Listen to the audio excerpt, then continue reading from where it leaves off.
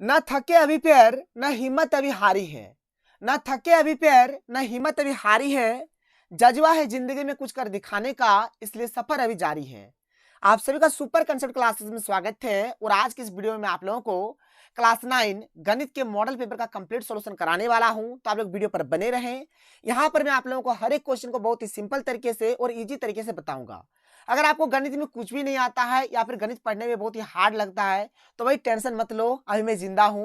यहाँ पर हर एक क्वेश्चन को मैं आप लोगों को इस प्रकार से बताऊंगा कि आप लोगों को हर एक चीज समझ में आ जाएगा और गणित से आप लोगों का प्यार हो जाएगा, लव हो जाएगा। टेंशन आप लोगों को नहीं लेना है, ठीक है।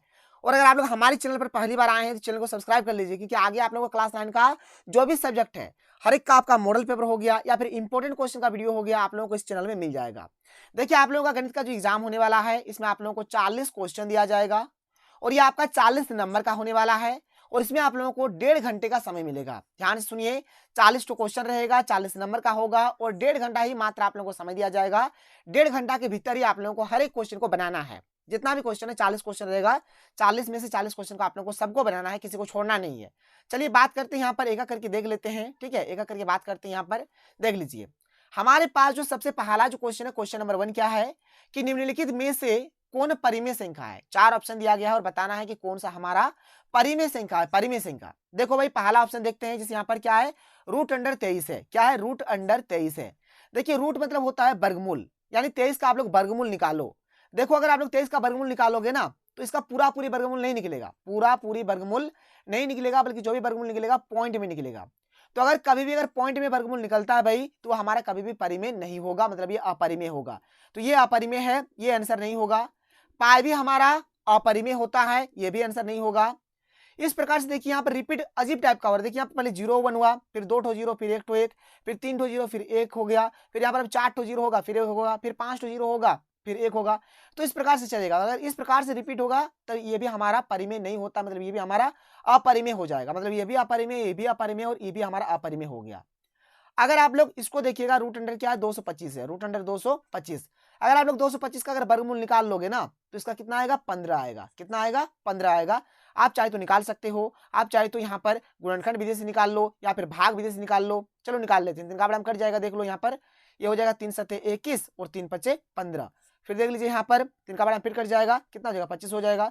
फिर 5 पचे 25 हो जाएगा, फिर 5 एके 5 हो जाएगा। जैसे यहाँ पर कितना था, रूट अंडर 225 था ना, तो इसको हम लोग लिख सकते हैं। देखिए 3 3 5 5 आया ना, तो 3 गुना 3 गुना 5 गुना 5 आया। तो देखो 2 3 में से 1 3 बाहर और 2 5 में से 1 5 बाहर, तो 3 5 15 आ गया। मतलब इसका पूरा पूरी वर्गमूल निकल गया। तो किसी का भी अगर पूरा पूरी वर्गमूल निकल जाएगा ना तो हमारा परिमेय संख्या होगा, इसलिए एक का सही उत्तर यहाँ पर ऑप्शन नंबर डी हो जाएगा। ये हमारा इसका सही आंसर होगा। कोई दिक्कत कोई प्रॉब्लम नहीं है, बात आप लोगों को समझ में आ रहा है। चलिए बहुत बढ़िया, एक का सही उत्तर यहाँ पर ऑप्शन नंबर डी हो गया। देखिए, अगर वीडियो अगर बड़ा भी होता ना तब भी आप लोग टेंशन मत लीजिए, आप लोग केवल वीडियो पर बने रहें, समझ में आएगा आप लोगों को हर एक चीज, ठीक है। तो ये हमारा अपरिमेय है, ये भी अपरिमेय है, ये भी अपरिमेय है, ये परिमेय हो गया क्योंकि इसका पूरा पूरी वर्गमूल निकल गया, इसीलिए। अगला जो प्रश्न है, क्वेश्चन नंबर 2 क्या है कि निम्न में से कौन सी संख्या 3 और 4 के बीच स्थित है। देखो भाई, यहाँ पर हम लोग एक लाइन बना लेते हैं, यहाँ पर हम लोग लिख देते हैं 3 और यहाँ पर हम लोग लिख देते हैं 4। अब इसके बीच में जैसे हमें मिल जाएगा, 3.1 मिल जाएगा, 3.2 मिल जाएगा, 3.3 मिल जाएगा, 3.4 मिल जाएगा, 3.5 मिल जाएगा, 3.6 मिल जाएगा, 3.7 मिल जाएगा, 3 पॉइंट मतलब देखिए 3 और 4 के बीच में हमें यहाँ पर अनंत संख्या मिलेगा, अनंत संख्या मिलेगा। इतना संख्या मिलेगा कि आप लोग गिन नहीं सकते हैं। तो भाई यहाँ पर क्वेश्चन में हमें क्या दिया गया, ध्यान से सुनो। यहाँ पर बोला गया है कि निम्न में से कौन सी संख्या 3 और 4 के बीच स्थित है। चलो हम लोग यहाँ पर एक लाइन बना लेते हैं, जैसे ये 3 हो गया और ये 4 हो गया और इसके बीच में देखना है कि कौन वाला हमारा होगा, कौन वाला हमारा नहीं होगा। पहला ऑप्शन चेक करते, देखिए यहाँ पर पहला ऑप्शन में क्या दिया, 7/2 दिया है। 7/2 मतलब होता है, देखो जैसे 7/2 दिया है, जैसे 2 है तो 2 को लिखेंगे यहाँ पर, 7 को लिखेंगे यहाँ पर, भागा दीजिए तो 2 तिये 6 होगा, 7 में 6 जाएगा तो 1 बचेगा, पॉइंट देंगे तो 0 और 2 बचे ये 10 हो जाएगा। यानी कितना आ गया भाई, 3.5 आ गया। देख लो 3.5 हमारा यहाँ पर होगा, कहाँ पर होगा, यानी 3 और 4 के बीच में क्या होगा, 3.5 यानी कि 3.5 होगा, इसलिए यही वाला हमारा सही आंसर हो जाएगा। ठीक है, 2 का सही उत्तर यहाँ पर ऑप्शन नंबर ए हो गया। आप चाहे तो इसको भी चेक कर सकते हो, इसको भी चेक कर सकते हो, ठीक है, लेकिन हमको सही आंसर मिल गया तो और हम लोग आगे काहे जाएंगे, बस यहाँ पर हमारा काम बन गया। तो इसका सही उत्तर क्या हो गया, 2 का सही उत्तर यहाँ पर ऑप्शन नंबर ए हो गया। अगर आप लोग इसको देखोगे, इसको देखो ध्यान से, अगर आप लोग इसको भी चेक करना चाहते हैं, देखिए यहाँ पर 5 और 7 से भागा दे दीजिए तो ये क्या खाएगा, देखिए 5 एके 5, फिर 7 में 5 जाएगा तो कितना बचेगा, 7 में 5 जाएगा 2 बचेगा, पॉइंट देंगे, 0 खाएगा, 5 चौके 20, तो ये कट जाएगा। अब देखो भाई यहाँ पर हमारा 3 है, ठीक है, यहाँ पर हमारा 4 है, तो 3 और 4 के बीच में कभी भी 1.4 नहीं मिलेगा, बल्कि 1.4 कहाँ मिलेगा, जैसे 3 हो गया तो यहाँ पर 2 होगा, फिर यहाँ पर 1 होगा, तो 1 के बाद हमें मतलब यहाँ पर 1.4 इस प्रकार से मिलेगा, लेकिन इधर इसमें हमको 1.4 नहीं मिलेगा, इसलिए ये भी आंसर नहीं होगा, ये भी आंसर नहीं होगा, ये भी आंसर नहीं होगा, ये वाला इसका सही आंसर हो जाएगा। ठीक है, आगे चलिए, आगे बढ़ते हैं, क्वेश्चन नंबर 3 देख लेते हैं क्या है। ये वाला देखिए इस प्रकार से दिया है, इसका एक फॉर्मूला होता है कि a minus B into A plus B अगर रहेगा तो इसका सूत्र होता है A square minus B square, यानी पहला वाला जो रहेगा उसका स्क्वायर कर देना है, दूसरा वाला जो रहेगा उसका स्क्वायर कर देना है। तो पहला हमें √5 है, √5 का स्क्वायर, फिर क्या है बी में √2 है, तो √2 का स्क्वायर कर देंगे, √5 का स्क्वायर करेंगे सिर्फ 5 आएगा, √2 का स्क्वायर करेंगे सिर्फ 2 आएगा, और 5 में 2 जाएगा कितना बचेगा, 3 बचेगा, यानी इसका सही उत्तर हो जाएगा ऑप्शन नंबर डी हो जाएगा, 3 इसका बिल्कुल राइट आंसर हो जाएगा। आगे चलते हैं, आगे देखिए अगला प्रश्न क्या है 4 नंबर में कि 32 के माथा में कितना है, 32 के माथा में है 2/5, तो चलो भाई 32 को तोड़ लो, 32 को तोड़ो तो ये हो जाएगा दुका पड़ा में 16, दुका पड़ा में 8, दुका पड़ा में 4, दुका पड़ा में 2, दुका पड़ा में 1, तो 2 के ठो आया 1 2 3 4 5, मतलब 32 में कितना आ गया, 2 के ठो आया 5 ठो आया, तो ये जो 32 है इसमें हम लोग लिख सकते हैं 2 के मतलब कितना आया 5 आया, 32 के बदले इसको लिख सकते हैं, और ये ऊपर में पहले से ही है 2/5 पहले से ही है, ठीक है, 2 का ये देखो 5 का 5 हो गया, और यहाँ पे क्या हो जाएगा, ये ब्रैकेट मतलब गुना हो गया, और ये 2/5 इस प्रकार से हो गया, तो 5 5 कट जाएगा तो बचेगा 2 का स्क्वायर, यानी 2 बचा, तो 2 का स्क्वायर क्या 2 गुना 2, तो 2 दूनी कितना हो जाएगा 4 हो जाएगा, यानी 4 का सही उत्तर ऑप्शन बी हो जाएगा, यहाँ पर 4 इसका बिल्कुल राइट आंसर हो जाएगा। ठीक है, 4 का क्या हो गया ऑप्शन नंबर बी हमारा यहाँ पर सही आंसर हो गया। आगे चलते हैं, आगे देखिए अगला जो प्रश्न है क्वेश्चन नंबर 5 यहाँ पर बोल रहा है कि कौन बहुपद नहीं है। देखो भाई बहुपद के लिए आपको एक ही चीज देखना पड़ेगा, जो आपका ABCD वाला है ए से लेकर जेड तक, ABCD वाला जो होगा उसका जो पावर होगा ना, उसका जो क्या होगा, उसका जो पावर होगा यानी उसका जो घात होगा वह क्या होना चाहिए, पूर्ण संख्या वाला होना चाहिए, पूर्ण संख्या वाला होना चाहिए, मतलब या तो 0 होगा 1 होगा 2 होगा 3 होगा इस प्रकार से होना चाहिए, माइनस वाला नंबर या फिर बटे वाला नंबर नहीं होना चाहिए। इसमें अगर आप लोग देखो इसमें एक्स में कितना है 2 है, इसमें एक्स में कुछ नहीं मतलब 1 है, मतलब ये तो हमारा बहुपद है। इसमें देखो एक्स के मात्रा में 1 है, इसमें वाई के मात्रा में 1 है, मतलब ये भी हमारा बहुपद है। इसको देखो इसमें एक्स के मात्रा में 1 है, इसमें वाई के मात्रा में 1 है, इसमें जेड की मात्रा में 1 है, मतलब ये भी बहुपद है। अगर आप लोग ऑप्शन नंबर यहाँ पर सी को अगर देखेंगे, ध्यान से ऑप्शन नंबर सी को अगर देखिएगा, ये दिया है एक्स प्लस 5/y प्लस 105 है। देखो भाई ध्यान से एक्स का एक्स 5 का 5, ये नीचे है, अगर ऊपर जाएगा क्या बचेगा, यहाँ पर देखिए ये नीचे है तो y है, ऊपर अगर भेजेंगे देखिए यहाँ पर कितना 1 है, इसको अगर ऊपर भेज देंगे तो क्या हो जाएगा -1 हो जाएगा, जोड़ 105 हो गया। अब देखो भाई y के मतलब क्या -1 है, तो कभी भी माइनस वाला हमारा मतलब जो अगर कभी भी पावर में अगर ABCD के पावर में अगर कभी भी माइनस वाला रहता है तो कभी भी हमारा बहुपद नहीं होगा, इसलिए 5 का सही उत्तर हो जाएगा ऑप्शन नंबर सी हो जाएगा, ये हमारा बहुपद नहीं होगा। बात समझ में आ रहा है कि कौन वाला बहुपद नहीं होगा, तो अगर किसी के भी पावर में अगर हमारा माइनस वाला रहे, माइनस वाला नंबर रहे, या फिर बटे वाला रहे, बटे वाला रहे या फिर माइनस वाला रहे, तब हमारा वो बहुपद नहीं होगा। और ये चीज आपको देखना है ABCD वाला में देखना है, किसमें देखना है ABCD वाला में, बस ABCD वाला में देखिए, अगर माथा में उसका माइनस है या फिर अगर बटे वाला है तो हमारा कभी भी बहुपद नहीं होगा। क्वेश्चन नंबर 6 क्या देख लो यहाँ पर, x -2 का शून्यक निकालना है, तो x -2 शून्यक जब भी निकालने बोलेगा तो बराबर 0 कर देना है, तो x का x -2 उधर +2 हो जाएगा, तो x बराबर कितना आ गया 2 आ गया, यानी ऑप्शन नंबर सी इसका बिल्कुल सही आंसर हो गया। इसमें घात निकालना है, तो सबसे बड़ा पावर देखो घात में कितना है, तो यहाँ पर 3 है, तो यहाँ पर 4, देखो सबसे बड़ा 4 हो गया, सबसे बड़ा कितना हो गया 4 हो गया। माथा में देखना, माथा में पावर में, ठीक है, सबसे बड़ा कितना तो 4 है, तो इसलिए इसका सही उत्तर 4 हो गया, कोई दिक्कत नहीं है।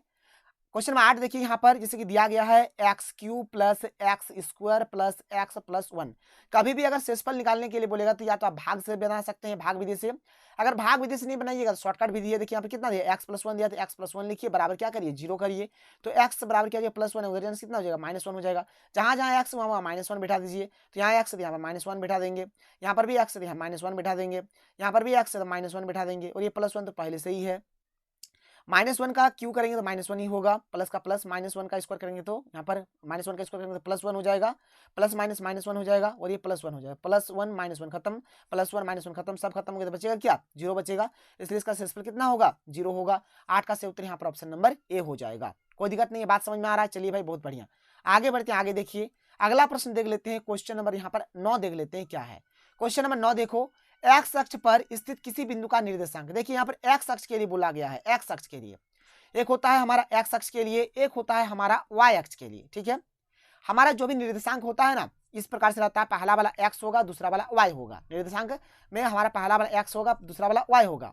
यहाँ पर x अक्ष के लिए बोला गया है, तो x अक्ष में क्या होगा भाई कि x का मान कुछ ना कुछ जरूर होगा, लेकिन y का मान क्या हो जाएगा, 0 हो जाएगा। इस बात का ध्यान रखिए आप लोग कि x अक्ष में बोला है तो x का मान हमारा कुछ ना कुछ जरूर होगा, लेकिन y का मान क्या हो जाएगा, 0 हो जाएगा। इसी प्रकार से अगर आप लोग ध्यान से देखिएगा यहाँ पर, जैसे हमारा निर्देशांक x और y होता है, अगर y अक्ष के लिए बात करेंगे तो y का मान हमारा कुछ ना कुछ जरूर होगा, यानी y का मान कुछ ना कुछ जरूर होगा, और इस केस में x का मान कितना हो जाएगा, 0 हो जाएगा। मतलब x अक्ष के लिए बोलेगा तो x का यहाँ पर x हो जाएगा और यहाँ पर y की जगह पे 0 हो जाएगा। अगर y अक्ष के लिए बोलेगा तो यहाँ पर x की जगह पे 0 हो जाएगा और y की जगह पे y ही होगा, यानी y का मान कुछ ना कुछ जरूर होगा और यहाँ पर x अक्ष में x का मान कुछ ना कुछ जरूर होगा। तो x अक्ष के लिए बोला है, इसलिए इसका सही उत्तर क्या हो जाएगा, ऑप्शन नंबर यहाँ पर सी हो जाएगा, x, 0, ये हो जाएगा इसका सही उत्तर। इस पे टिक नहीं करिएगा, ये गलत है, ये गलत है, ये सही है। 9 का क्या हो जाएगा, यहाँ पर ऑप्शन नंबर सी इसका बिल्कुल सही आंसर हो जाएगा। आगे चलिए क्वेश्चन नंबर 10 देख लीजिए, क्या है मूल बिंदु। मूल बिंदु का जब भी बोलेगा ना भाई, मूल बिंदु का जब भी बोलेगा तब जान लीजिए उसका सही उत्तर हो जाएगा 0, 0। ठीक है, मूल बिंदु का निर्देशांक कितना होता है, 0, 0 होता है, और ये वेरी वेरी इंपॉर्टेंट क्वेश्चन हो सके आप लोगों के एग्जाम में पूछ लिया जाए। आगे चलते हैं, क्वेश्चन नंबर 11 देख लेते हैं। देख लीजिए question number 11 very simple question है। यहाँ पर 0, -7 है, 0, क्या है, -7 है। अभी मैंने आप लोगों को बताया, देखो भाई जैसे 0, -7 है, 0, -7 है, ये वाला तो x होगा, ये वाला हमारा y होगा। यानी देखिए y लाइन में देखिए यहाँ पर x का तो मान 0 हो गया और यहाँ पर y का मान कितना है, -7 है, यानी y लाइन में कहीं ना कहीं हमारा क्या होगा, 7 होगा। कहां पर होगा भाई, y लाइन में होगा, यानी कहां पर होगा, y लाइन, यानी कि y अक्ष, y लाइन बोलिए चाहे y अक्ष बोलिए, यानी कहां होगा, y अक्ष में होगा। ये ऑप्शन नंबर डी इसका बिल्कुल सही आंसर हो जाएगा। बात क्लियर, बात कोई दिक्कत नहीं है, समझ में आ रहा है। जैसे यहाँ पर y का मान दिया है ना, x का मान 0 दिया है, x से तो लेना देना है ही नहीं, y का मान -7 दिया है, इसलिए y अक्ष हो गया। यही क्वेश्चन मान के चलिए अगर इस प्रकार से रहता, जैसे 5 रहता और ये 0 रहता, इस प्रकार से रहता 5,0 रहता, तो भाई देखो अब यहाँ पर y का मान यहाँ पे 0 है और यहाँ पर x का मान यहाँ पर 5 दिया है, मतलब तब ये हमारा x अक्ष में हो जाता, तब किस में हो जाता, x अक्ष में हो जाता। तो इस प्रकार से क्वेश्चन आप लोगों के एग्जाम में बनेंगे, इस बात का ध्यान रखिएगा। और यहाँ पर देखिए चतुर्थांश के बारे में भी बातचीत हो रहा है, चलिए यहाँ पर मैं आप लोगों को थोड़ा सा चतुर्थांश के बारे में भी बता देता हूँ। 2 प्रकार का चीज हो जाएगा। अगर आपका 1 0 दिया रहे, 1 0 दिया रहे, 1 0 दिया रहे, जैसे 1 0 दिया रहे, यहाँ पर कोई वैल्यू रहे, यहाँ पर कोई वैल्यू रहे, तो ये हमारा y अक्ष में चला जाएगा। ठीक है, अगर मान के चलिए अगर आपका यहाँ पर 0 दिया रहे और यहाँ पर अगर आपका कोई मान दिया रहे, तो ये हमारा x अक्ष में चला जाएगा। ये हुआ एक बात। अगर बात करें चतुर्थांश का, तो देखो ध्यान से, हमारे 4 चतुर्थांश होता है, पहला चतुर्थांश, ये दूसरा चतुर्थांश, ये तीसरा चतुर्थांश और ये चौथा चतुर्थांश। पहला चतुर्थांश में जो हमारा पहला वाला नंबर रहेगा वो भी प्लस वाला होना चाहिए, दूसरा वाला नंबर भी प्लस वाला होना चाहिए। दूसरा चतुर्थांश में क्या होगा, पहला वाला नंबर माइनस वाला होना चाहिए और दूसरा वाला नंबर प्लस वाला होना चाहिए। तीसरा चतुर्थांश में क्या होता है, दोनों वाला हमारा क्या होना चाहिए, माइनस माइनस वाला होना चाहिए। और चौथा में क्या होता है भाई, एक तो हमारा प्लस वाला होगा तो एक तो हमारा माइनस वाला होगा। जैसे मान के चलिए अगर मैं क्वेश्चन आपको दे दूं कि -4 और 5 बोलो किस चतुर्थांश में जाएगा, किस चतुर्थांश में जाएगा, तो पहला वाला देखो ध्यान से, पहला वाला क्या है, पहला वाला तो माइनस है, दूसरा वाला क्या है, प्लस है, तो एक तो माइनस हुआ एक तो प्लस हुआ, तो माइनस और प्लस किस में जाता है, माइनस और प्लस इसमें जाएगा, इसमें दूसरे चतुर्थांश में। कोई दिक्कत नहीं है, इस प्रकार से आप लोग यहाँ पर करिएगा। देखिए वीडियो बड़ा हो रहा है लेकिन मैं आपको बहुत कुछ इसमें बता रहा हूँ, क्वेश्चन आपका दिया है तब भी, नहीं दिया है तब भी। यहाँ पर 3 प्रकार का चीज हो गया। अगर पहला वाला अगर आपका 0 दे दिया जाए तो ये y अक्ष होगा, अगर दूसरा वाला अगर 0 दे दिया जाए तो ये x अक्ष हो जाएगा। अगर दोनों प्लस प्लस वाला नंबर रहेगा तो फर्स्ट चतुर्थांश, दोनों मतलब यहाँ पर दोनों प्लस प्लस होने से पहला, और अगर 1 - 1 प्लस रहेगा तो दूसरा, अगर दोनों माइनस माइनस रहेगा तो तीसरा, अगर 1 + 1 - रहेगा तो ये चौथा। इतना कुछ आप लोग यहाँ पर नोट कर लीजिए, वेरी वेरी इंपॉर्टेंट है। आगे चलिए, आगे बढ़ते हैं, क्वेश्चन नंबर 12 देख लेते हैं। क्वेश्चन नंबर 12 देख लो भाई, वेरी सिंपल क्वेश्चन है। यहाँ पर हमें दिया गया है 3x + 2y = k दिया गया है, और यहाँ पर हमें x और y का मान बैठा के k का मान यहाँ पर निकाल देना है। तो देखो भाई 3 का 3 हो जाएगा, x का मान कितना 1 है तो 1 लिख देंगे, 2 का 2, y का मान कितना है, y का मान यहाँ पर 2 है तो 2 लिख देंगे बराबर k। तो 3 के 3 जोड़ 2 दूनी कितना हो जाएगा, 2 दूनी 4 हो जाएगा बराबर k हो गया। तो 3 और 4 जोड़ देंगे कितना हो जाएगा, 7 बराबर k हो गया। तो k का मान कितना आ गया, 7 आ गया, k का मान कितना आ गया, 7 आ गया। वेरी सिंपल क्वेश्चन, यानी ऑप्शन नंबर ए यहाँ पर बिल्कुल सही उत्तर हो जाएगा। 12 का क्या हो जाएगा, यहाँ पर ऑप्शन नंबर ए हो जाएगा। आगे बढ़िए भाई, आगे देखिए अगला प्रश्न क्या है, एक्स अक्ष का समीकरण। देखिए अभी मैंने आप लोगों को बताया कि एक्स अक्ष का जो हमारा समीकरण होगा, एक्स अक्ष में क्या होता है, एक्स अक्ष में हमारा होता है कि एक्स का मान कुछ ना कुछ जरूर होगा और वाई का मान कितना हो जाएगा, 0 हो जाएगा। वाई अक्ष में हमारा क्या होता है, वाई अक्ष में क्या होगा कि वाई का मान कुछ ना कुछ जरूर होगा और यहाँ पर एक्स का मान 0 हो जाता है। मतलब भाई यहाँ पर होता क्या, देखो एक्स अक्ष में क्या हो जाएगा, यहाँ पर वाई का मान 0 हो जाएगा, यानी एक्स अक्ष रहेगा तो वाई का मान कितना हो जाएगा, 0 हो जाएगा। ये हुआ पहला बात। अगर वाई अक्ष रहेगा अगर y अक्ष रहेगा ना, y अक्ष रहता है, देखो यहाँ पर x का मान 0 हो जाएगा, तो x का मान कितना हो जाएगा, 0 हो जाएगा। ये हुआ समीकरण। तो यहाँ पर x अक्ष के लिए पूछा गया है, तो x अक्ष के लिए समीकरण क्या होगा, x अक्ष के लिए समीकरण हमारा क्या होता है, x अक्ष में क्या होता है, y 0 होता है, x अक्ष में y 0 होता है और y अक्ष में x 0 होता है। तो x अक्ष में क्या हो गया, यहाँ पर y हमारा 0 हो गया, यानी ऑप्शन नंबर बी हमारा बिल्कुल सही आंसर हो गया। 13 का क्या हो गया, यहाँ पर y बराबर 0 हमारा राइट आंसर हो गया। आगे चलिए क्वेश्चन नंबर 14 देख लेते हैं क्या है। यहाँ पर दिया गया है 2x प्लस वाई बराबर 5। एक एक करके यहाँ पर बैठाना है ऑप्शन को और यहाँ पर चेक करना है। चलो भाई सबसे पहला ऑप्शन बैठाते हैं। देखो यहाँ पर x का मान 2 दिया है, y का मान भी 2 दिया है, तो 2 का 2 हो जाएगा, x की जगह पे 2 बैठाएंगे, जोड़ y की जगह पे भी 2 बैठाएंगे, बराबर 5 हो गया। 2 दूने 4 हो जाएगा, जोड़ 2 बराबर 5 हो गया, 4 और 2 6 बराबर 5 हो गया। देखो आपस में मिला, एक 6 है तो एक 5 है, नहीं मिला, मतलब ये वाला ऑप्शन हमारा सही नहीं होगा। बी नंबर को चेक करके देखते हैं। x का मान कितना है, 1 है, y का मान कितना है, 2 है, तो देखो 2 का 2 हो जाएगा, x की जगह पे 1 लिखेंगे, जोड़ y की जगह पे कितना लिखेंगे, 2 लिखेंगे, बराबर 5, तो 2 जोड़ 2 बराबर 5, तो 2 और 2 कितना जाएगा, 4 बराबर 5। आपस में मिला, नहीं मिला, मतलब ऑप्शन बी भी नहीं होगा। ऐसे ही आप लोगों को चेक करना है, ये भी नहीं हुआ, बी भी नहीं हुआ। अब सी को चेक करते हैं। चलिए अब सी में देखो यहाँ पर x का मान 2 है, y का मान 1 है, x का मान 2 है और y का मान कितना है, 1 है। देखो यहाँ पे 2 का तो 2 ही हो जाएगा, ठीक है, और x का मान कितना है, x का मान देखो यहाँ पर x है, तो x का मान 2 है तो 2 बिठा देंगे, जोड़ y का मान कितना है, तो y हमारा 1 है तो 1 लिख देंगे, बराबर यहाँ पर कितना है, 5 है तो 5 लिखेंगे। चलिए इसको सॉल्व करिए। 2 दूनी 4 जोड़ 1 बराबर 5, तो 4 और 1 कितना हो गया, 5 बराबर 5। देखो भाई इसमें दोनों बराबर हो गया, 5 बराबर 5 आ गया, इसलिए यहाँ पर ये जो क्वेश्चन 14 था इसका सही उत्तर हो जाएगा ऑप्शन नंबर सी हो जाएगा, x बराबर 2 और y बराबर 1। इसी प्रकार से आप लोगों को भी चेक करना है, ठीक है, कर लीजिएगा, कोई दिक्कत नहीं है। आगे बढ़ते हैं, क्वेश्चन नंबर 15 देख लीजिए क्या है कि यूक्लिड का कथन कि सभी समकोण एक दूसरे के बराबर होते हैं निम्न में दिया गया है। तो भाई ये जो है ना, ये हमारा एक अभिधारणा है, क्या है, एक अभिधारणा है, यानी 15 का सही उत्तर यहाँ पर ऑप्शन नंबर डी हो जाएगा, एक अभिधारणा इसका बिल्कुल सही आंसर हो जाएगा। क्वेश्चन नंबर 16 देख लेते हैं। क्वेश्चन नंबर 16 हमारे पास क्या है कि एक दिए हुए बिंदु से होकर कितनी रेखाएं जा सकती है। एक ही बिंदु है, तो एक बिंदु से भाई इधर इधर इधर इधर इधर इधर इधर इधर इधर इधर मतलब बहुत सारा इतना जाएगा ना कि आप लोग गिन नहीं सकते हैं। इधर 16 का सही उत्तर हो जाएगा ऑप्शन नंबर सी हो जाएगा, अनंत इसका बिल्कुल सही आंसर हो जाएगा, मतलब यहाँ पर अनंत रेखाएं हो सकती है। लेकिन अगर 2 बिंदु दिया रहता, मात्र 2 ही बिंदु दिया रहता, 2 बिंदु से मात्र हम लोग एक ही रेखा यहाँ पर खींच सकते हैं, 2 बिंदु से एक ही रेखा खींच सकते हैं, और एक बिंदु से हम लोग अनंत रेखा खींच सकते हैं। एक बिंदु से भाई अनंत रेखा हो जाएगा और 2 बिंदु से हम लोग मात्र एक ही रेखा खींच सकते हैं। इस बात का आप लोग ध्यान रखिएगा। आगे चलिए आगे बढ़ते हैं, अगला प्रश्न देख लेते हैं। क्वेश्चन नंबर 17 देख लीजिए क्या है। क्वेश्चन नंबर 17 देखिए, यहाँ पर पूरक कोण निकालने के लिए बोला गया है। तो जब भी पूरक कोण निकालने के लिए बोले जाएगा ना, तो पूरक कोण में क्या करिए, 90 से क्या करिए, 90 में आप लोग क्या करिए, जो यहाँ पर क्वेश्चन दिया रहेगा उसको घटा दीजिए, बस आप लोगों का आंसर आ जाएगा। पूरक कोण बोलता तो 90 में घटाते, संपूरक कोण बोलता तो 180 में घटाते। देखो भाई अगर संपूरक कोण बोल देता ना, संपूरक कोण बोलता तो 180 में हम लोग घटाते। अगर पूरक कोण बोला, जैसे यहाँ पर बोला है, तो पूरक कोण में हम लोग 90 से घटाएंगे, तो 90 में 70 घटा दो, तो 90 में 70 जाएगा, कितना बचेगा, 20 बचेगा। ये हो जाएगा ऑप्शन सी इसका सही उत्तर हो जाएगा। कोई दिक्कत कोई प्रॉब्लम नहीं है, बात समझ में आ रहा है। चलिए आगे बढ़ते हैं। क्वेश्चन नंबर 18 देखिए क्या है कि यदि एक त्रिभुज का एक कोण शेष दोनों कोणों के योग के बराबर हो तो वह त्रिभुज है, तो वो भाई हमारा समकोण त्रिभुज हो जाएगा। ऑप्शन बी हमारा बिल्कुल राइट आंसर हो जाएगा। 18 क्या होगा, ऑप्शन बी हमारा सही आंसर हो जाएगा। क्वेश्चन नंबर 19 में देखिए, यहाँ पर हमें x का मान निकालना है। दो देखिए अंदर का कोण दिया है और ये हमें बाहर वाला कोण निकालना है। तो जब भी बाहर वाला कोण निकालना होता है ना, तो अंदर में जो 2 कोण जो दिया रहेगा वो दोनों को जोड़ दीजिए। तो एक 40 है और एक 50 है, तो 40 और 50 को जोड़ दीजिए, आप लोगों का हो जाएगा 40 और 50 कितना हो गया, 90 हो गया। मतलब ये ऑप्शन नंबर बी इसका सही उत्तर हो जाएगा, 90 डिग्री इसका सही आंसर हो जाएगा। कितना हो जाएगा भाई, 90 डिग्री हो जाएगा। वेरी मतलब इजी क्वेश्चन, ठीक है। और ऐसे ही करिएगा, मतलब एक फॉर्मूला होता है कि बाहर वाला जो कोण होगा वो दो अंदर के कोणों के योग के बराबर होता है। क्वेश्चन नंबर 20 क्या है देख लो। क्वेश्चन 20 में बोल रहा है कि कोण वाला त्रिभुज का सर्वांग क्षमता कसौटी नहीं है। देखिए बहुत सारे बच्चे जो होते हैं त्रिभुज, वृत्त, चतुर्भुज, समांतर चतुर्भुज, ये सब देख के डर जाते हैं। डरना नहीं है, आगे आप लोगों को जो भी मैं आप लोगों को बताऊंगा ट्रिक से बताऊंगा और आप लोग हर एक क्वेश्चन का आंसर एकदम आसानी से दे देंगे, एकदम बिल्कुल भी टेंशन नहीं लेना है। क्वेश्चन नंबर 20 को ध्यान से सुनिए। देखिए सर्वांग क्षमता कसौटी, यहाँ पर सर्वांग क्षमता कसौटी होता क्या क्या है। एक हमारा होता है SAS यानी कि साइड एंगल साइड, एक ये होता है। एक होता है ASA यानी कि एंगल साइड एंगल, एक ये होता है। एक होता है SSX यानी कि साइड साइड साइड, और एक होता है RHS। इतना होता है भाई। और क्वेश्चन में हमें बोला कि कोण वाला नहीं होता है, कोण वाला नहीं होता है। तो भाई ये वाला देखो, ये वाला हमारा नहीं होता है, ये वाला नहीं होता है, क्योंकि ASA तो होता है, ASA होता है, SSS ये भी होता है, SAS ये भी होता है, मतलब ये 3 होता है, और ये जो AAA यानी एंगल एंगल एंगल, अगर तीनों कौन रहेगा तो ये वाला हमारा नहीं होगा, इसलिए 20 का सही उत्तर यहाँ पर ऑप्शन नंबर सी हो जाएगा। 20 का क्या हो जाएगा, ऑप्शन नंबर सी हमारा बिल्कुल सही आंसर हो जाएगा। क्वेश्चन नंबर 21 देख लो भाई क्या है।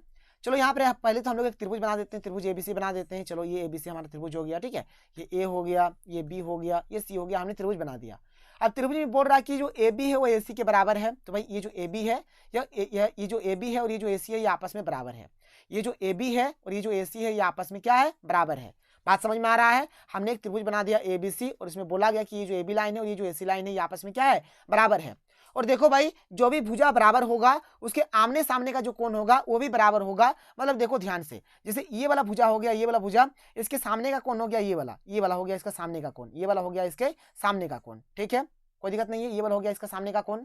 और जैसे कि हमारे पास ये वाला जो भुजा हो गया, ये वाला जो भुजा हो गया, इसके सामने का कोण हो गया ये वाला, इसके सामने का कोण हो गया ये वाला। बात क्लियर। हमारे पास ABC एक त्रिभुज है, इसमें बोला गया कि ये वाला लाइन और ये वाला लाइन बराबर है।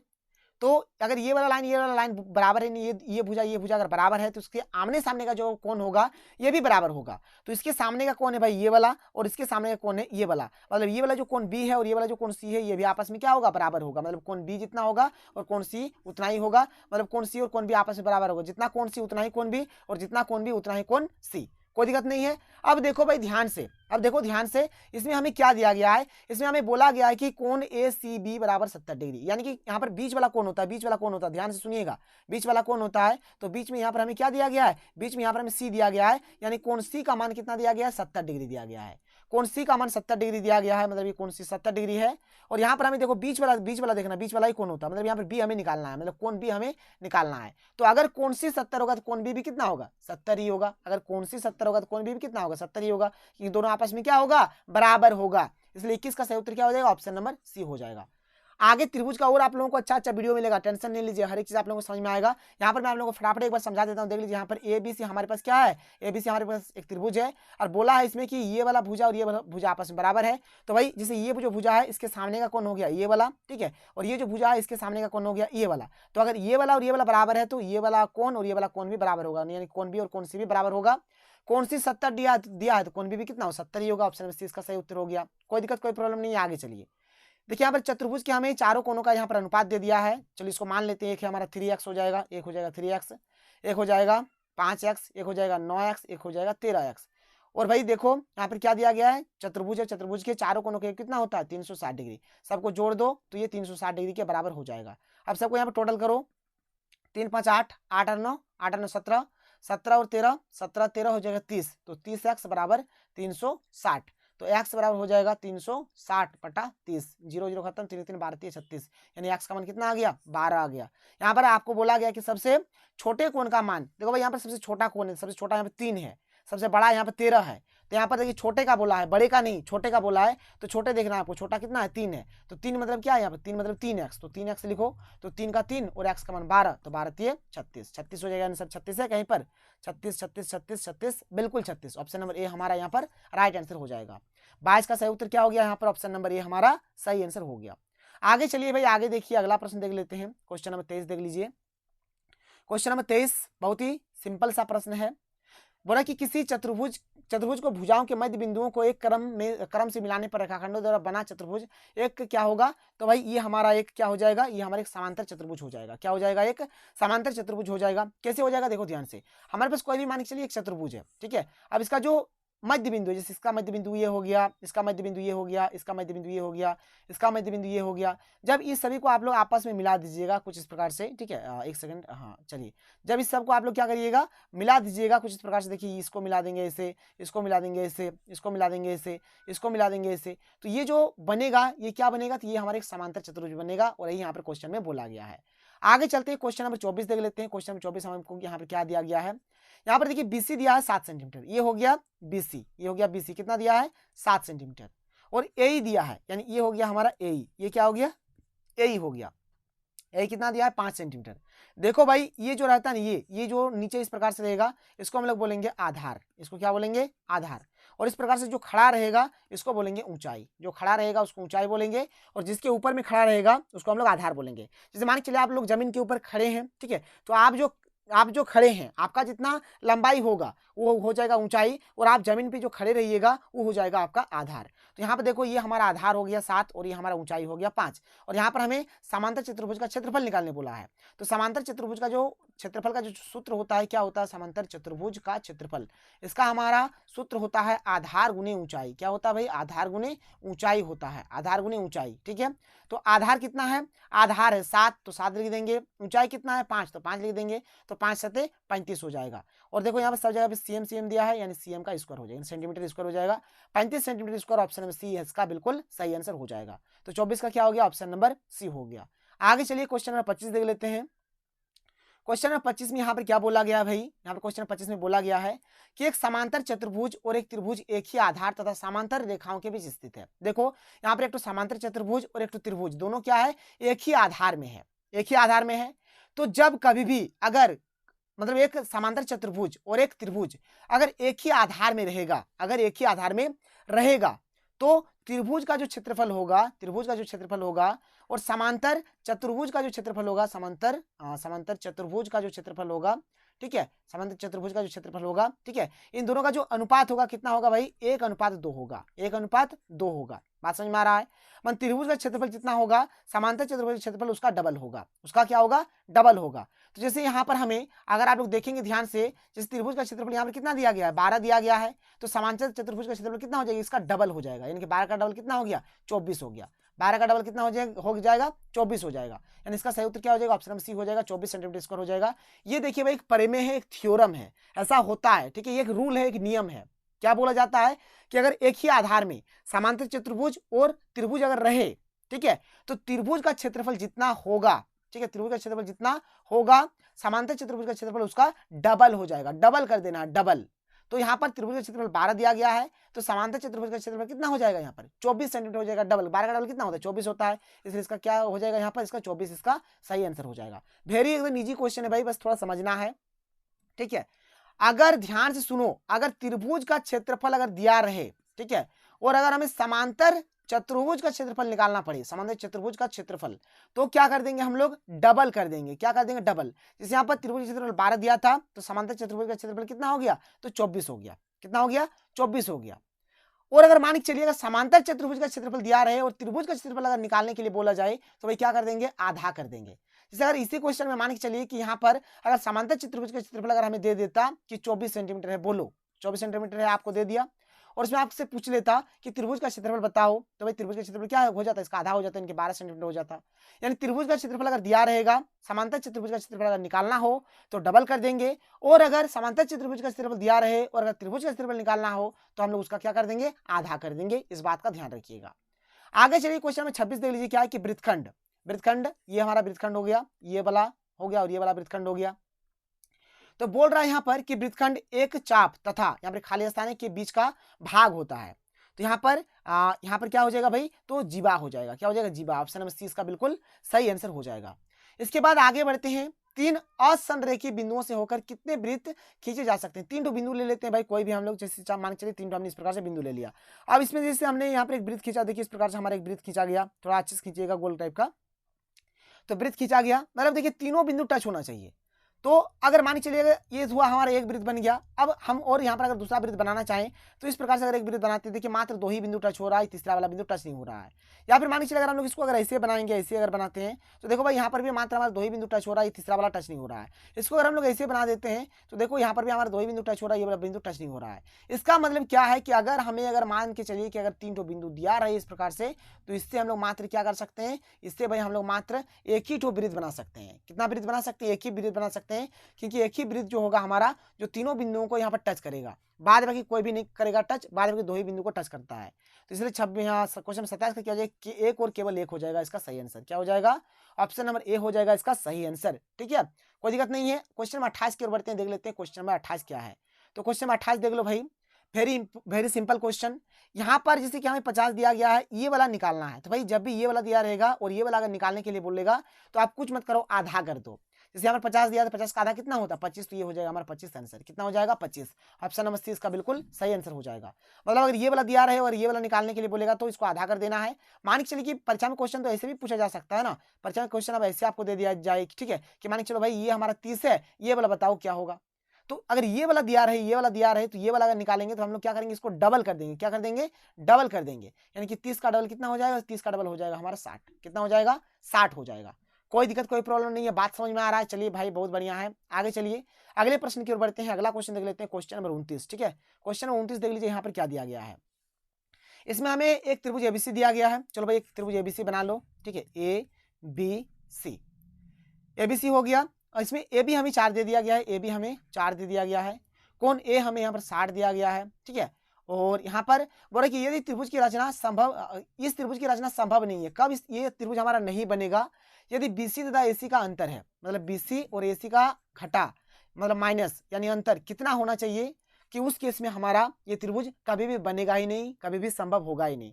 देखो भाई यहाँ पर कितना दिया गया, जैसे हमारा ये हो गया 2 भुजा का अंतर बीसी और एसी का, और ये एक भुजा हमें दिया गया है। तो जो भुजा हमें दिया रहेगा ना, उस भुजा का मान अगर इन दोनों के अंतर से, अगर इन दोनों के अंतर से कम हो, क्या हो, कम हो, तो हमारा त्रिभुज बनेगा। और अगर अधिक हो जाए तो त्रिभुज नहीं बनेगा। देखो भाई ध्यान से, जैसे ये हमें कितना दिया गया है, 4 दिया गया है। तो ये देखो 4 से क्या है, कम है, 4 से कम है, मतलब यहाँ पर त्रिभुज बनेगा, यहाँ पर त्रिभुज बनेगा, ये त्रिभुज बनेगा। ठीक है, ये 4 है, ये कितना 3.5 है, मतलब इसमें भी हमारा क्या होगा, त्रिभुज बनेगा, इसमें भी त्रिभुज बन जाएगा। इसको देखो ये 2.5 है, यानी ये भी 4 से कम है, मतलब यहाँ पर भी हमारा त्रिभुज बनेगा। लेकिन ये हमारा 4.5 है, मतलब ये इससे ज्यादा हो गया, ये इससे ज्यादा हो गया, मतलब यहाँ पर हमारा त्रिभुज नहीं बनेगा, इसमें त्रिभुज हमारा संभव नहीं है। इसलिए यहाँ पर 29 का सही उत्तर हो जाएगा ऑप्शन नंबर सी हो जाएगा। उतना झंझट नहीं करना है। यहाँ पर कितना दिया, 4 दिया है। देखो 4 से कम कम कौन वाला है, तो ये कम है, तो ये इसमें त्रिभुज बनेगा, ये भी कम है, मतलब इसमें भी त्रिभुज बनेगा, ये भी कम है, मतलब इसमें भी त्रिभुज बनेगा। ये ज्यादा है, मतलब इसमें त्रिभुज नहीं बनेगा। इसलिए 29 का सही उत्तर यहाँ पर ऑप्शन नंबर सी हो जाएगा। Very easy question. आगे चलिए क्वेश्चन नंबर यहाँ पर 30 देख लेते हैं। यहाँ पर हमें 3 भुजा दिया गया है। यहाँ पर ए बी सी का मान दिया है, ए का मान 3 है, बी का मान 4 है, सी का मान 5 है। पहले एस निकाल लो भाई, ए प्लस बी प्लस सी बटा 2 हो जाएगा। 3 जोड़ 4 जोड़ 5 बटा 2 हो जाएगा। 3 4 7 7 और 5 12 12 बटा 2 हो जाएगा। काट देंगे तो 6 आएगा। ये एक काम हो गया। अब त्रिभुज का क्षेत्रफल निकालना, इसका फॉर्मूला होता है S into S minus A into S minus B into S minus C. ठीक है, तो एस का मान आया 6, फिर 6 माइनस 3, फिर 6 माइनस 4, फिर 6 माइनस 5। कोई दिक्कत नहीं है। अब 6 का 6 हो जाएगा, 6 में 3 जाएगा तो कितना बचेगा, 3 बचेगा। 6 में 4 जाएगा तो 2 बचेगा, 6 में 5 जाएगा तो 1 बचेगा। अब क्या करो भाई, 6 है ना, 6 है यहाँ पे, तो 6 को हम लोग तोड़ सकते हैं, या फिर ऐसे करो ना, 6 को हम लोग 6 ही रहने देते हैं। आज 2 3 6 गुना 1 तो 6 ही हो जाएगा, और 2 6 में से क्या हो जाएगा, 1 6 बाहर आ जाएगा, और यही हो जाएगा हमारा आंसर। यानी 30 का सही उत्तर हो जाएगा 6 हो जाएगा। देखो सीएम सीएम सीएम है, यानी सेंटीमीटर का स्क्वायर होना चाहिए, इस बात का भी ध्यान रखिएगा। कभी कभार हो सकेगा मान चलिए इसी में एक ऑप्शन यहाँ पर इसको काट के 6 मीटर स्क्वायर दे देता, बच्चे समझेंगे नहीं, सीधे इस पे टिक कर देंगे। ऐसा नहीं करना है भाई, पहले देख लो क्या दिया है क्या नहीं दिया। अगर सीएम दिया तो सब में सीएम होगा, अगर मीटर दिया तो सब में मीटर होगा। बस ये चीज आपको ध्यान में रखना है। आगे चलिए क्वेश्चन नंबर 31 देख लीजिए क्या है। समबाहु त्रिभुज का क्षेत्रफल निकालना है, और समबाहु त्रिभुज का क्षेत्रफल का जो फॉर्मूला होता है, क्या होता है आप लोगों को शायद पता होगा, ये होता है √3a²। क्या होता है, √3a²। तो √3 का √3 और ए का मान यहाँ पर कितना 6 है, तो 6 का क्या हो जाएगा, स्क्वायर हो जाएगा। तो √3 गुना 6 का स्क्वायर कितना हो जाएगा, 36 हो जाएगा। तो 36 √3 हो जाएगा। सब में कितना, इसमें क्या है सेंटीमीटर है, तो सेंटीमीटर का स्क्वायर हो जाएगा, यानी 36 √3। ये ऑप्शन नंबर डी इसका बिल्कुल सही आंसर हो जाएगा। आगे चलते हैं क्वेश्चन नंबर 32 देख लीजिए। आर त्रिज्या वाले गोले का आयतन, तो आर त्रिज्या वाले गोले का आयतन का फॉर्मूला होता है 4/3 पाई आर क्यू होता है। 4/3 क्या होता है, पाई आर क्यू। कहीं पर दिया है 4/3 pi R cube, 4/3 pi R cube. देखिए ये दिया है, ये हो जाएगा ऑप्शन नंबर डी हो जाएगा। देखिए 4/3 पाई आर क्यू दिया है। 32 का सही आंसर यहाँ पर ऑप्शन नंबर डी हो जाएगा। क्वेश्चन नंबर 33 देखिए, यहाँ पर हमें त्रिज्या आर दिया है, ऊंचाई एच दिया है, बेलन का कुल पृष्ठीय क्षेत्रफल देखना है। तो बेलन का कुल पृष्ठ क्षेत्रफल का सूत्र होता है 2 pi R into R plus H बोलिए, या फिर 2 pi R into H plus R बोलिए, दोनों में से कुछ भी बोलिए चलेगा। अब आप बोलेंगे सर आप जिस प्रकार से बता रहे हैं ऐसा तो यहाँ पर दिया हुआ ही नहीं है। भाई देखो दिया है, थोड़ा सा इसको गुना कर दो आपका आंसर आ जाएगा। देखो 2 पाई आर इंटू एच करेंगे तो आर एच हो जाएगा, प्लस 2 पाई आर आर क्या हो जाएगा, आर का स्क्वायर हो जाएगा। ये है, ये हमारा आंसर। ऐसा कहीं पर दिया है देख लो, देखो ये वाला 2 पाई आर एच मिल गया, 2 पाई आर स्क्वायर ये वाला है, मतलब ऑप्शन सी इसका हो जाएगा। ऑप्शन नंबर डी इसलिए नहीं हुआ, देखिए यहाँ पर केवल पाई आर स्क्वायर दिया है, 2 पाई आर स्क्वायर नहीं, मतलब ये होगा नहीं, ये भी होगा नहीं, ये भी होगा नहीं, तो ये हो जाएगा हमारा इसका सही आंसर। समझ में आ रहा है? आगे चलिए क्वेश्चन नंबर 34 देख लेते हैं क्या है। एक घन का आयतन यहाँ पर दिया है, घन का आयतन, ठीक है, घन का आयतन कितना दिया है 512। घन का आयतन का फॉर्मूला होता है ए क्यू दिया है 512। अब देखो भाई यहाँ पर एक हो जाएगा, यहाँ पर 3 है तो इधर ले आएंगे तो यहाँ पर 3 आ जाएगा 512। अब 512 को आप लोग सबसे पहले तोड़ दो, 512 को तोड़ दो। चलो भाई यहाँ पर तोड़ देते हैं 512 को, दुकान में कट जाएगा, 2 दूने 4, फिर 2 दूने 4 हो गया, और फिर 2 पचे 10 और 2 चौके 12, फिर इसको 2 से काटेंगे तो 2 के 2 हो जाएगा, फिर ये 2 दूने हमारे 4 हो जाएगा, फिर 2 अठे 16 हो गया, फिर दुकाबड़ा में काटेंगे तो ये 2 चौके 12 और 2 चौके 8 हो जाएगा, फिर दुकाबड़ा में ये 32 हो जाएगा, फिर दुकाबड़ा में ये हमारा 16 हो जाएगा, फिर दुकाबड़ा में 8 हो जाएगा, फिर दुकाबड़ा में 4 हो जाएगा, फिर दुकाबड़ा में 2 हो जाएगा, फिर दुकाबड़ा में 1 हो जाएगा, यानी केट हो गया 1 2 3 4 5 6 7 8 9 नोट आ गया। तो चलो भाई लिखो यहाँ पर ए बराबर लिखेंगे 3 और यहाँ पर 2 के नोट हो 1 2 3 4 5 6, ठीक है, 7 8 9 इस प्रकार से हो गया। देखो भाई ध्यान से सुनो यहाँ पर बात को आप लोग, ठीक है, जैसे यहाँ पर कितना आया है 3 आया है, मतलब 3 ठो मिलेगा तो 1 ठो बाहर आएगा। देखो यहाँ पर 3 ठो मिला तो ये 1 ठो बाहर आ गया, यहाँ पर भी 3 ठो मिला तो ये 1 ठो बाहर आ गया, यहाँ पर भी 3 ठो मिला तो 1 ठो ये बाहर आ गया, तो 2 4 4 दूनी 8, ए का मान कितना आया, ए का मान आया 8, ए का मान कितना आ गया 8 आ गया, ठीक है। अब हमें यहाँ पर कुल पृष्ठीय क्षेत्रफल निकालने के लिए बोला गया है, क्या बोला गया है, कुल पृष्ठीय क्षेत्रफल। तो कुल पृष्ठीय क्षेत्रफल का फॉर्मूला क्या होता है, कुल पृष्ठीय क्षेत्रफल का फॉर्मूला होता है 6a स्क्वायर, क्या होता है 6a स्क्वायर। तो भाई 6a स्क्वायर कर देते हैं, चलिए 6 का 6 और a का मान कितना है 8, तो 8 का कितना हो जाएगा स्क्वायर हो जाएगा, तो 6 का 6 हो गया और 8 का स्क्वायर 68 64 हो गया। दोनों को गुना कर दीजिए तो 6 चौके 24 के 4, हाथ में रहा 2, 6 चौके 36 और 2 38, यानी कि 384 आ जाएगा। 384 है कहीं पर, 384 है, ये हो जाएगा इसका आंसर। ऑप्शन नंबर बी यहाँ पर बिल्कुल इसका सही आंसर हो जाएगा। 34 का क्या हो गया, ऑप्शन नंबर बी हो गया। आगे चलिए क्वेश्चन नंबर 35 देख लेते हैं। तो देखिए क्वेश्चन नंबर 35 क्या है कि एक शंकु की तिर्यक ऊंचाई 10 सेंटीमीटर तथा आधार की त्रिज्या 7 सेंटीमीटर है, शंकु का वक्र पृष्ठीय क्षेत्रफल होगा। देखो भाई यहाँ पर हमें तिर्यक ऊंचाई दिया है कितना 10 सेंटीमीटर, और तिर्यक ऊंचाई मतलब होता है एल, एल हमें दिया गया है 10 सेंटीमीटर। फिर यहाँ पर हमें त्रिज्या दिया कितना दिया है, आर हमें दिया गया है 7 सेंटीमीटर। यहाँ पर हमें शंकु का वक्र पृष्ठीय क्षेत्रफल निकालना है, शंकु का वक्र पृष्ठीय क्षेत्रफल।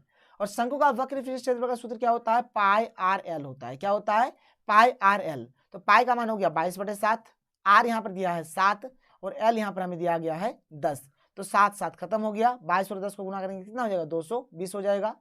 यहाँ पर देखिए यहाँ पर भी सेंटीमीटर, यहाँ पर भी सेंटीमीटर है, इसलिए सेंटीमीटर का स्क्वायर हो जाएगा, तो 220 सेंटीमीटर स्क्वायर आया, यानी कि यहाँ पर ऑप्शन नंबर डी हमारा बिल्कुल सही आंसर हो जाएगा। कितना हो गया 220 सेंटीमीटर स्क्वायर, इसका बिल्कुल सही आंसर हो गया। क्वेश्चन नंबर 36 देख लेते हैं क्या है कि प्रथम 5 प्राकृतिक संख्याओं के माध्य होंगे।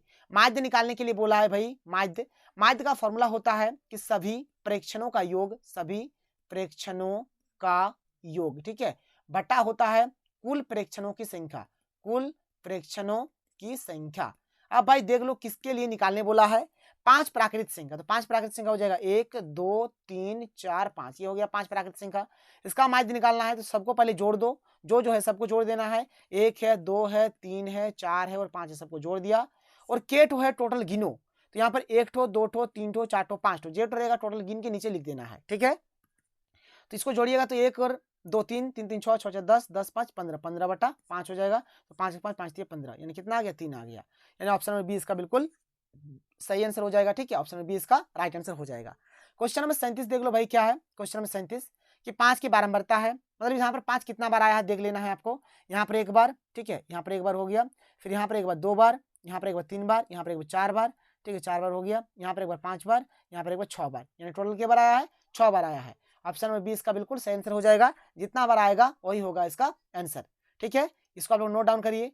आगे चलिए क्वेश्चन नंबर 38 क्या है देख लीजिए कि वर्ग अंतराल का यहाँ पर वर्ग चिन्ह निकालना है। वर्ग चिन्ह निकालना बहुत सिंपल होता है, ये दोनों को जोड़ दीजिए और आधा कर दीजिए, आधा कर देना है जोड़ने के बाद, ठीक है। तो 10 और 20 को जोड़ेंगे 30 होगा, और 30 को अगर आधा कर देंगे तो कितना होगा 15 होगा, तो यहाँ पर ऑप्शन नंबर सी इसका सही उत्तर होगा। आप ऐसे भी इसको बना सकते हैं, जैसे यहाँ पर 10 है और 20 है ना, तो 10 और 20 को जोड़ दीजिए, कितना हो गया 30 हो गया। अब जो आया इसको आप 2 से भागा दे दीजिए, तो कितना हो जाएगा 2 के 2, यानी और फिर 2 5 10, यानी 15 बार में कट जाएगा। आप डायरेक्ट बना सकते हैं या फिर इनडायरेक्ट ऐसे बना सकते हैं, अगर ज्यादा टफ रहेगा तो आप इस प्रकार से भाग से बना लीजिएगा, कोई दिक्कत नहीं है। आगे चलिए क्वेश्चन नंबर 39 देख लेते हैं क्या है। एक पासे को 1000 बार फेंकने पर प्राप्त परिणाम 3 की बारंबारता 150 है। तो इसकी प्रायिकता निकालना है भाई। देखो ध्यान से, प्रायिकता निकालना बहुत ही सिंपल है। निकालने जिसके लिए बोलेगा उसको ऊपर में लिखेंगे और जो टोटल होगा उसको नीचे लिखेंगे। तो टोटल यहाँ पर कितना था 1000 है, तो 1000 को नीचे लिखेंगे। और किसके लिए निकालना है 3 की बारंबारता, और कितना बार है 150 बार, तो 150 को ऊपर में लिखेंगे। कटेगा तो काट दीजिए। देखो भाई काट देते हैं, 1 0 1 0 कट गया। ठीक है, अब 5 का बड़ा कटेगा, ये देखो 5 दिए 15 और 5 20 से 100, यानी कि 3/20 आ गया। यानी ऑप्शन नंबर 30 का बिल्कुल सही उत्तर हो जाएगा। 3/20 यहाँ पर हमारा राइट आंसर हो जाएगा, कोई दिक्कत नहीं है। आगे चलते हैं, जो कि हमारा लास्ट क्वेश्चन है। देख लीजिए क्या है, क्वेश्चन नंबर 40 क्या है। असंभव घटना की प्रायिकता होती है। देखिए असंभव जो कभी संभव होगा ही नहीं, इसलिए इसका जो प्रायिकता होता है कितना होगा, 0 हो जाएगा। ऑप्शन नंबर सी इसका बिल्कुल सही आंसर हो जाएगा। फटाफट आप लोग लिख लीजिए, पढ़िए अच्छे तरीके से, आगे आप लोगों को बहुत जल्दी वीडियो मिल जाएगा। तो मिलते हैं अगले वीडियो में। थैंक यू, जय हिंद।